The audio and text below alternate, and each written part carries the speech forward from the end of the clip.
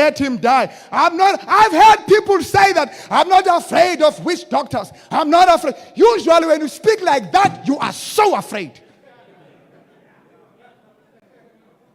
When you're not afraid, you keep quiet. I'm not afraid of them. I'm not afraid. Okay, let me just go on. See, now, this is going to be more like counterintuitive. Let me see if I can communicate this. If Peter was not afraid because he was not going to be killed, then it means he was afraid. Because if he were to discover that he's going to be killed, then you'd be afraid. So if he was afraid because, if he was not afraid because God would make sure that he's not killed, which means he was afraid. That's dangerous.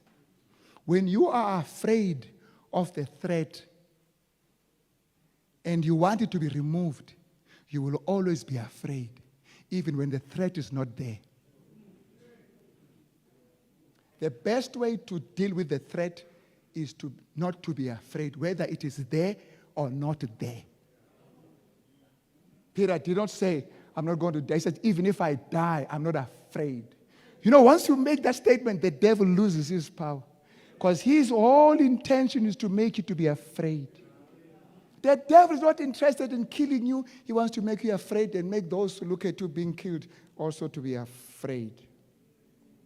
So Peter was not afraid.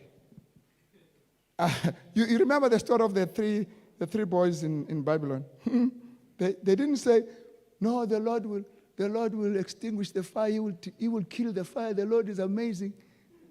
They said, even if he doesn't save us, we're not afraid.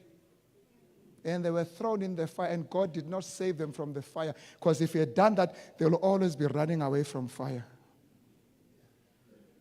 And when you run from fire like that, you'll also use magic to run away. No, God allowed them to get into the fire, and their presence detoxified the fire. Their presence destroyed the fire. So the psalmist says, even though I walk, he doesn't say I will not die. He says I will not be afraid. Because fear kills you before your death does. You see, fear kills you. By the time your death comes, it will find you dead. Fear would have killed you.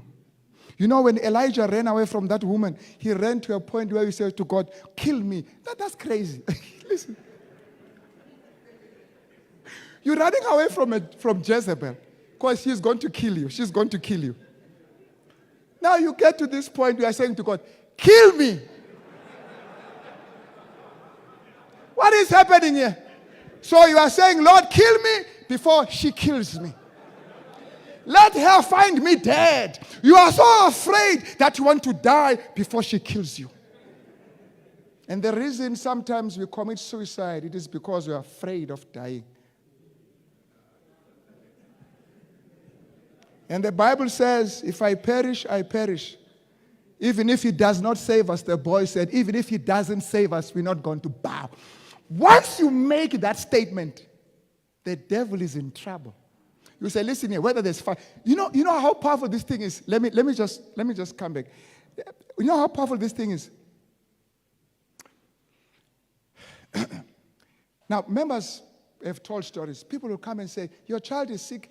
Mine was also sick. He was having this diarrhea for three months. And I took him to a prophetic Pentecostal church, and they prayed for him. And he's fine now. I took him to that place, and he's fine. If you are afraid of the death of your child, you will go anywhere. But if you say, listen here, my sister, even if he dies, I will trust in God. That's the end. But it's difficult to say that. I can tell you a story. I'm afraid to tell you this story because I told it somewhere, and someone said, Pastor, I want to make that prayer. I said, this is dangerous. I shouldn't have